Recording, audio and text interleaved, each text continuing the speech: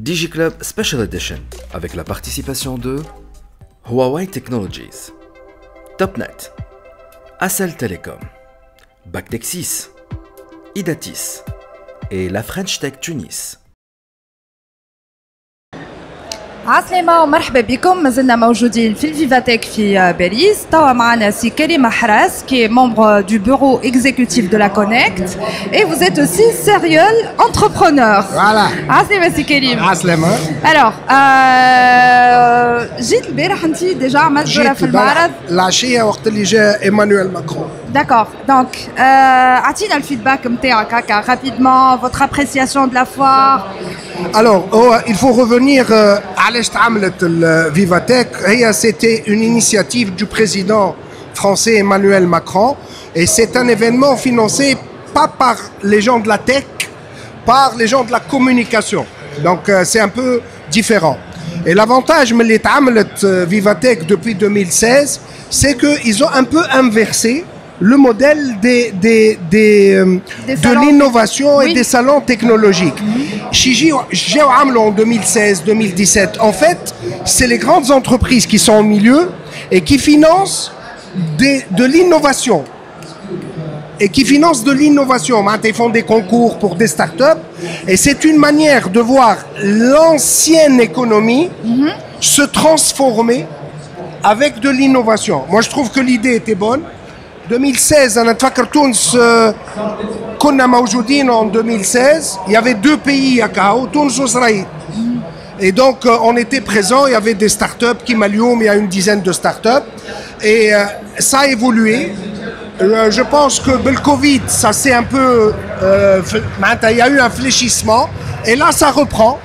Mais ça reprend avec un modèle où on voit un peu de tout. On voit de la techno, on voit des entreprises qui bougent. Ça reste un événement qui est proche, qui est européen. Si on remarque, tout le monde parle anglais. Il est européen. Il y a à peu près 2500 exposants, 90 000 visiteurs. C'est un salon qui tient la route pour la transformation digitale des entreprises. Très bien. Alors, il me semble que justement à l'allocution d'Emmanuel Macron. Qu'est-ce que vous en avez retenu? Alors, une chose est importante en ce moment, c'est l'arrivée de l'intelligence artificielle générative. Et ça, c'est une vraie évolution, je ne dirais pas révolution, mais qui avance à une vitesse extraordinaire. Je n'arrête pas d'attirer l'attention en Tunis à la khatra des métiers vont changer. Un quart des métiers vont changer d'ici les 10 prochaines années. Et donc Emmanuel Macron a souligné ça hier.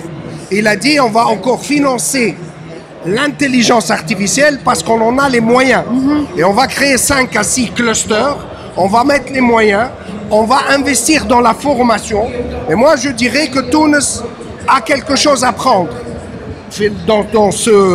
dans ce mouvement.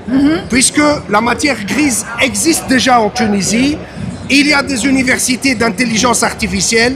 Comment travailler en étroite collaboration avec la France, avec l'Europe, pour aller plus vite, changer des métiers, transformer des choses ensemble et pas simplement deux rives, le nord et le sud. Maintenant, il faut qu'on soit proche. Il faut créer des synergies. Donc absolument, absolument. Très bien. Une dernière petite question, Lik Enti, en tant qu'entrepreneur. Qu'est-ce que vous avez tiré de la foire, en quelque sorte? Wallah, je suis en train d'attendre ça à Elon Musk, qu'est-ce qu'il va dire aujourd'hui.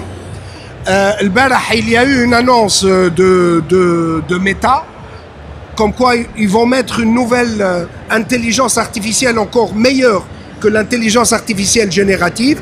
Donc Musk, c'est un homme qui a une influence extraordinaire dans le monde de la tech.